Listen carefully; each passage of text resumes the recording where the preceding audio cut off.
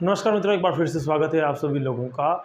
9वीं कक्षा की बात चल रही थी और 9th कक्षा के अंदर आज जो हमें पढ़ना है वो है हमारा टॉपिक अवस्था परिवर्तन।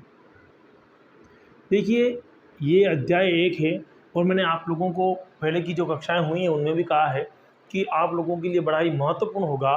किसमें? तो प्रतियोगी परीक्षाओं के लिए भी महत्वपूर्ण है और 9वीं कक्षा के लिए तो महत्वपूर्ण ही है। देखिए, अवस्था परिवर्तन का क्या मतलब है, यानी कि जब पदार्थ अपनी अवस्था में क्या करें, बदलाव करें या परिवर्तन करता है। जैसे बर्फ का पिघलना, बर्फ का पिघलना क्या है? तो ये एक प्रकार का क्या है, हम कह सकते हैं कि गलना या पिघलना गलनांक हो गया। क्या हो गया? गलनांक हो गया। मैं इसी क्लास में गलनांक, क्वथनांक की सबकी बात करूंगा आप लोगों के सामने। तो बर्फ का पिघलना, हमारे पास में क्या हुआ? अवस्था परिवर्तन हुआ। बर्फ क्या था? तो ठोस था। ठोस पिघल कर किस में चला गया? द्रव में चला गया। और द्रव बाद में किस में चला जाएगा? गैस में चला जाएगा। यानी कि अगर ठोस, यानी मैं बात करूँ बर्फ़ की, तो बर्फ़ को हमने क्या दी? अगर हमने गर्मी दी उसको, हमने उसको गर्म किया तो किस में बदल जाएगा? पानी के अंदर बदलेगा। और पानी को हमने और भी ज़्यादा गर्म किया तो पानी किस में बदल जाएगा? भाप में बदल जाएगा। तो ये क्या हो गया कि जब एक पदार्थ है वो अपनी अवस्था में क्या करता है? परिवर्तन कर सकता है।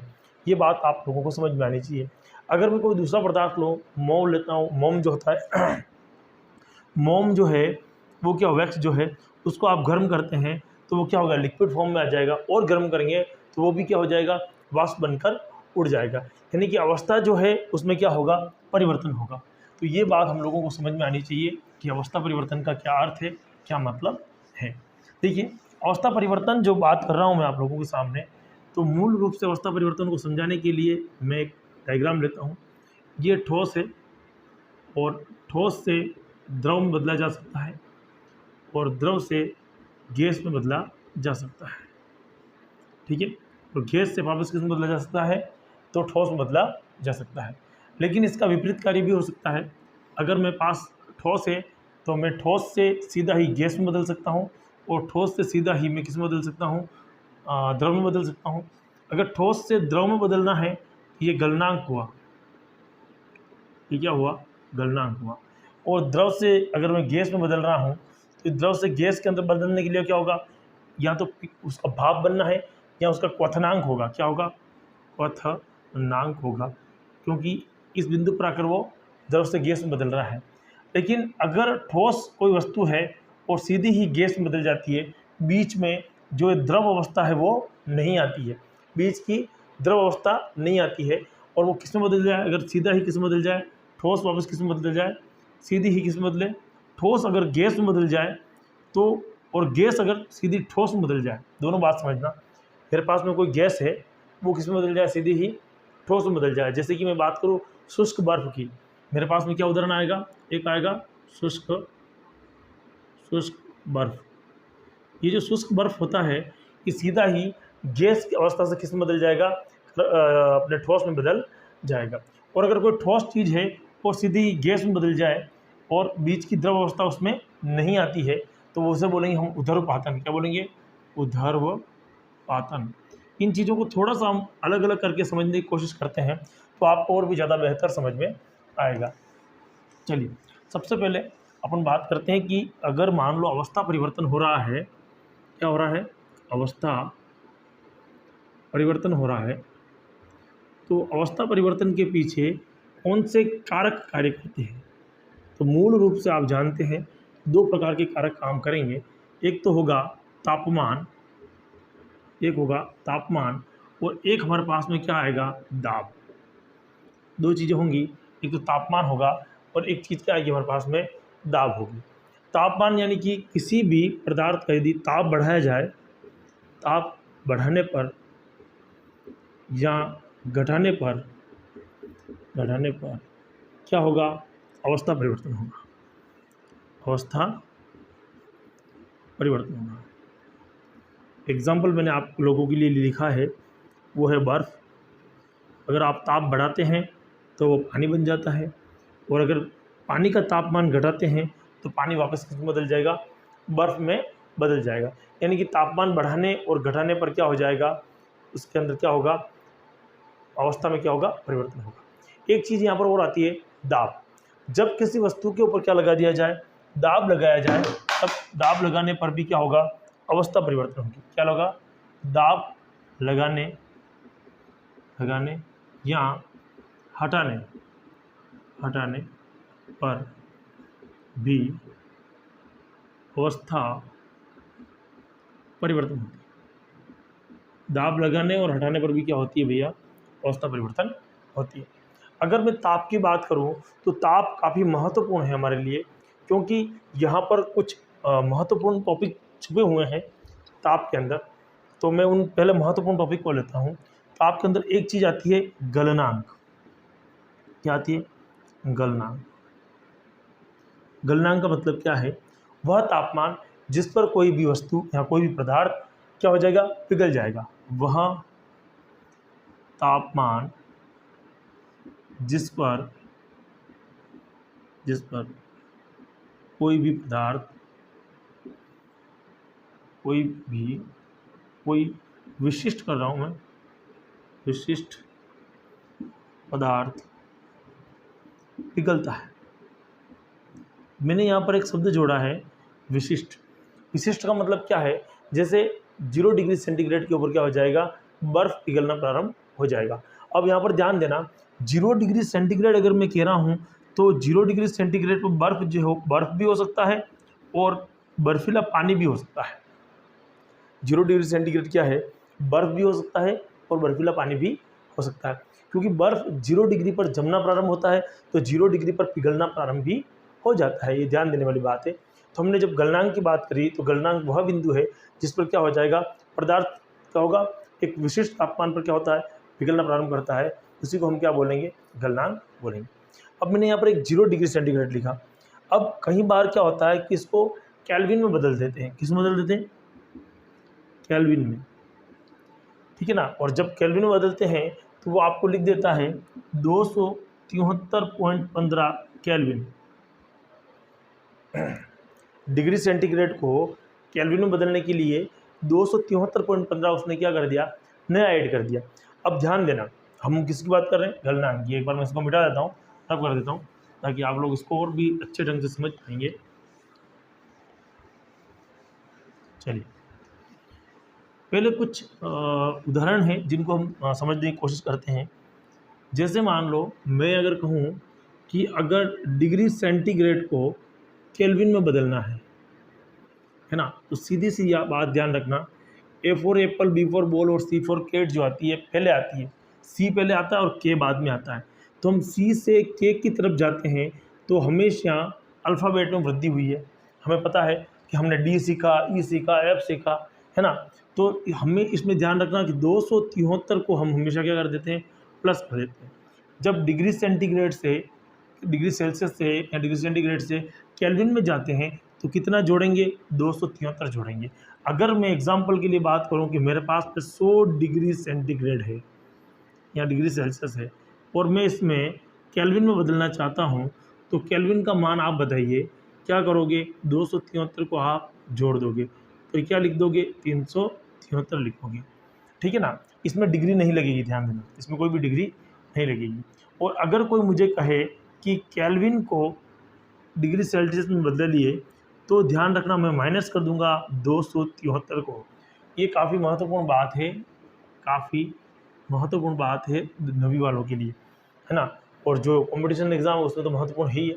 तो आप लोगों को ध्यान होगा कि 273 केल्विन की जब मैं बात कर रहा हूँ, यानी कि 0 degree centigrade is equal to 273। ध्यान देना, 273 केल्विन कह रहा हूँ मैं। कुछ लोग क्या करते हैं, इसको 1 डिग्री की बताते हैं। अरे भैया 1 डिग्री नहीं है, ये 0 डिग्रीज है, ध्यान रखना। तो 0 degree centigrade is equal to 273 Kelvin की बात करेंगे। अब एक टर्म यहाँ पर और एक और आती है, एक शब्द और यहाँ पर आया है, उसकी चर्चा भी मैं आप लोगों के सामने करता हूँ। शब्द है ऊष्मीय ऊर्जा। क्या शब्द आया है, ऊष्मीय ऊर्जा। ये कौन सी ऊर्जा होती है ना? तो क्या होता है, जब किसी पदार्थ का गलन समान तापमान पर हो तो इस ऊष्मा को कौन सा कहेंगे? ऊष्मीय ऊर्जा कहते हैं। मेरी बात को समझना ध्यान से, ऊष्मीय ऊर्जा किसे कहेंगे, है ना? देखो, कोई पदार्थ है, मान लो मेरे पास में एक बीकर है और इस बीकर के अंदर हमने बर्फ के टुकड़े भर दिए, आड़े तिरछे, है ना? और इसमें हमने एक थर्मामीटर लगा दिया। मैंने क्या किया, थर्मामीटर क्यों लगाया? अपन ने मापन करने के लिए। और मैंने क्या किया, जो इसको मैंने गर्मी देनी चालू करी, है ना? थोड़ी देर बाद में ये बर्फ़ पिघलना प्रारंभ होता है। तो इसमें 0 डिग्री सेल्सियस पर बर्फ़ पिघलता है। जब तक पूरा बर्फ़ पिघलता नहीं, तब तक इस द्रव का या इस पदार्थ का टेम्परेचर कितना रहेगा? 0 डिग्री सेल्सियस रहेगा। पदार्थ की इस गुण को हम क्या बोलेंगे? इसमें जो ऊर्जा लगी उसे हम क्या बोलेंगे? ऊष्मीय ऊर्जा। यानी कि जो गलन हुआ है वो कैसा हुआ है? समान ताप पर हुआ है। आपने देखा होगा कि आपके पास में कोई बर्फ़ का टुकड़ा है, आपने रख दिया, ऐसा थोड़ी बर्फ़ का टुकड़ा नीचे से आग बबूला हो गया और ऊपर से पिघला ही नहीं है, ऐसा नहीं हुआ। वो पूरा बर्फ़ जब तक पिघलता नहीं है, उस पानी का तापमान जो है वो एक जैसा बना रहेगा। इसे हम किस विशिष्ट नाम से जानेंगे? ऊष्मीय ऊर्जा के नाम से जानेंगे। जब किसी पदार्थ का गलन समान तापमान पर होता है तो हम उसे क्या बोलेंगे? ऊष्मीय ऊर्जा बोलेंगे, है ना?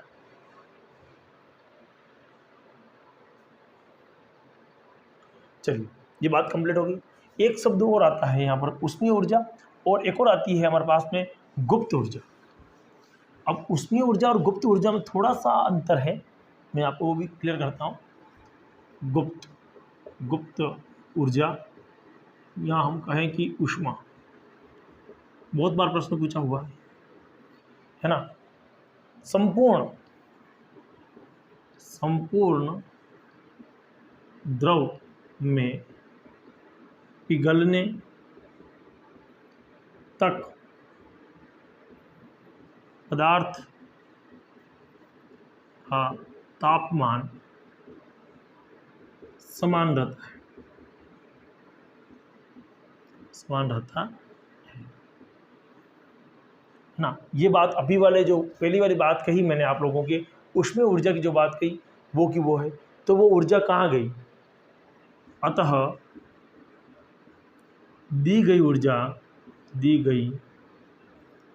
ऊर्जा क्या कहलाएगी? गुप्त ऊष्मा।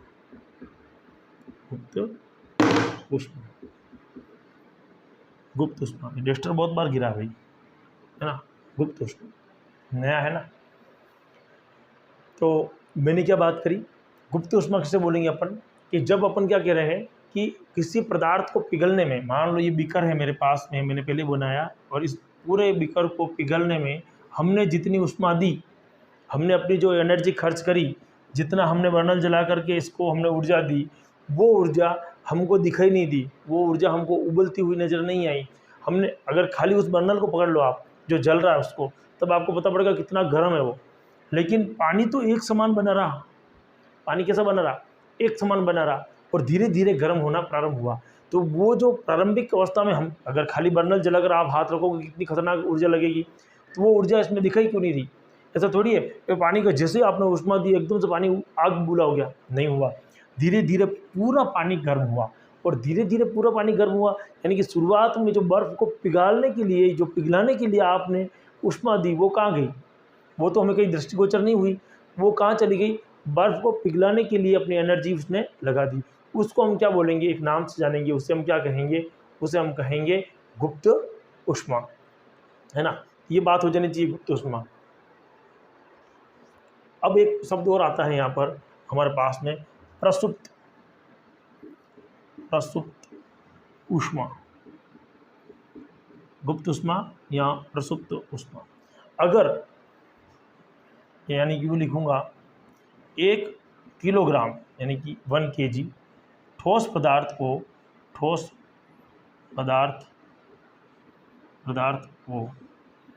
द्रव में बदलने के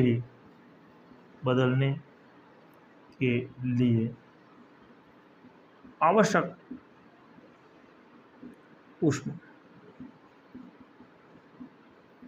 को प्रसुप्त ऊष्मा कहते हैं। मेरी बात को समझना, पहले शुरू में मैंने क्या बोला कि पूरे पदार्थ को पिघलने के लिए जितनी ऊर्जा की आवश्यकता होगी उसको हमने क्या बोला, ऊष्मीय ऊर्जा। क्या बोला अपन ने, ऊष्मीय ऊर्जा। जितनी ऊष्मा की आवश्यकता है उससे अपन क्या बोला, ऊष्मीय ऊर्जा। दूसरी बात मैंने आपको क्या बोली, मैंने दूसरी बात बोली गुप्त ऊष्मा। तो जितना उस पदार्थ को पिघलाने के लिए ऊष्मा की जरूरत थी वो कहाँ चली गई, दिखाई नहीं थी, इसलिए हमने क्या बोला, गुप्त ऊष्मा। और अब शब्द क्या आया है, प्रसुप्त ऊष्मा। अगर मैं पर्टिकुलर 1 किलो ले लूँ वो पदार्थ, यहाँ पर मैंने कोई यूं नहीं बोला आपको 1 किलो लेना है, आधा किलो लेना है, कितना लेना है। यहाँ पर क्या शब्द यूज़ किया मैंने, 1 किलो। अब कोई भी ठोस है, 1 किलो बर्फ लो, 1 किलो आप सोना लो या जो भी पदार्थ है, उसके लिए जितनी आवश्यकता होगी ऊर्जा को, उसको पिघलाने के लिए ठोस को जितनी आवश्यकता होगी उसको हम क्या बोलेंगे, प्रसुप्त ऊर्जा के नाम से हम जानते हैं। ध्यान रखना, इसे हम क्या बोलेंगे, प्रसुप्त ऊर्जा के नाम से जानेंगे। अब ये बात होगी, मैंने आप लोगों को इस टॉपिक के दौरान जो सबसे पहले करवाया टॉपिक वो कौन सा था, ऊष्मीय ऊर्जा। ऊष्मीय ऊर्जा के बाद में मैंने दूसरा टॉपिक आपको कराया गुप्त ऊर्जा, तीसरा मैंने आपको कराया प्रसुप्त ऊर्जा। अब देखिए एक टॉपिक और ले रहा हूँ इसी के दौरान जो बहुत ही महत्वपूर्ण है और उसका नाम है क्वथनांक। क्या है, क्वथनांक। नवी वालों समझ में नहीं आया तो मेरे को कमेंट कर देना फटाक से, है ना, बोर मत होना। और जो कंपटीशन एग्जाम वाला वो भी कर देना भाई। क्वथनांक, ये इतनी मेहनत आप लोगों के लिए ही है, क्योंकि जो नियमित विद्यार्थी हैं उनको हमारी कक्षा में हम उनको खरा सोना बना के ही निकालते हैं, लेकिन ये जो है वो विद्यार्थी जिन लोगों की डिमांड थी उन लोगों के लिए पर्सनल, अब जब उपलब्ध हो रही है क्लासें, रोज़ मैं क्लास अपलोड कर रहा हूँ, तो फिर भी आपके व्यूज़ क्या हैं देख लो आप, है ना। एक तरफ तो आप कहते हो हमारे लिए रोज़ क्लास होनी चाहिए और दूसरी तरफ उसका परिणाम ये है। तो क्वथनांक से बोलेंगे पदार्थ को वह तापमान जिस पर पदार्थ क्या हो जाए, उबलने लग जाए, तो वह तापमान जिस पर कोई द्रव उबलने लगे, है ना। क्वथनांक से बोलेंगे वह तापमान जिस पर कोई पदार्थ क्या हो जाए, उबलने लग जाए। जैसे कि एग्जाम्पल की दृष्टि से अगर अपन देखें तो मैं कहूँ कि 100 डिग्री सेल्सियस पर द्रव जो है, यानी कि यहाँ पर मैं द्रव यानी कि बात कर रहा हूँ पानी की, तो क्या हो जाएगा, उबलता है। तो अगर द्रव उबलने की बात करूँगा यानी कि पानी के उबलने की बात करूँगा, लेकिन अगर मैं सोने की बात करूँगा तो बात अलग हो जाएगी, चांदी की बात करूँगा तो क्वथनांक अलग हो जाएगा। अगर मैं सरसों के तेल की बात करूँगा यानी कि तेल की, खाने की तेल की बात करूँगा तो बात अलग हो जाएगी। यानी कि अलग अलग तत्वों में क्वथनांक अलग अलग होता है। तो क्या लिखेंगे, अलग अलग पदार्थों का क्वथनांक अलग अलग होता है, अलग अलग होता है। मेरी बात समझ में आ रही है। अगर पदार्थ भिन्न भिन्न हैं तो उनके मध्य क्वथनांक भी क्या होगा, भिन्न भिन्न होगा। जरूरी नहीं है कि पानी का क्वथनांक 100 है तो आपके तेल का क्वथनांक 100 हो जाएगा, नहीं होगा, तापमान में परिवर्तन आएगा। तो क्वथनांक का मतलब क्या हो गया कि जिस तापमान पर कोई द्रव क्या हो जाए, उबलने लगे, तो उसे हम क्या बोलेंगे, क्वथनांक के नाम से जानेंगे। कंप्लीट। यहाँ पर एक चीज़ और व्याख्या करूँगा मैं आप लोगों के लिए, वो आएगी उदर्वपातन। एक शब्द मैंने आप लोगों के सामने लिख रहा हूँ। तो क्या होगा, जब कोई पदार्थ ठोस अवस्था से सीधे गैस अवस्था में बदल जाए, गैस अवस्था में बदल जाए तो इसे ऊर्ध्वपातन कहते हैं।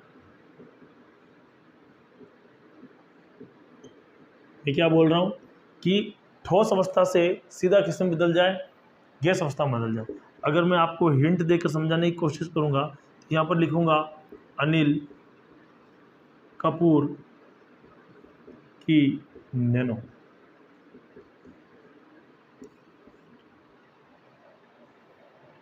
ठीक है ना। कपूर आप जानते ही हैं, जो आपकी कपूर होती है उसको अगर आप जलाते हैं तो किस में बदल जाएगी, वो सीधी ही ठोस अवस्था से किस में चली जाएगी, द्रव। और नेफ्थलीन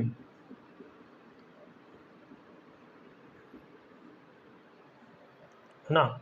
और अनिल कपूर, अनिल मतलब क्या हो गया, अमोनियम क्लोराइड है, अमोनियम क्लोराइड।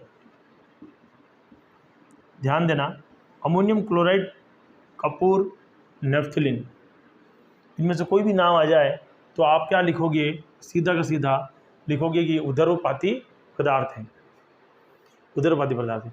यानी कि ये ठोस अवस्था थी, ठोस से गैस में बदलना था और गैस से द्रव में बदलना था।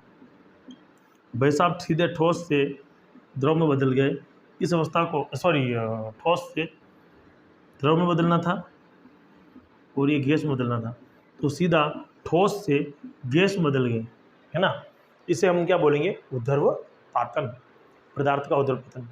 अगर उल्टा करके देखें, कोई गैस है और वो किस में बदल जाए, ठोस में बदल जाए, उसे क्या बोलेंगे, गैस का ठोस में बदलना, उल्टा काम। इसे हम एक विशिष्ट नाम से जानते हैं, उसे कहते हैं निक्षेपण। क्या बोलते हैं, निक्षेपण, है ना। तो निक्षेपण को भी समझा देता हूँ मैं, ये आप लोगों ने लिख लिया होगा, मिटा देता हूँ उसको।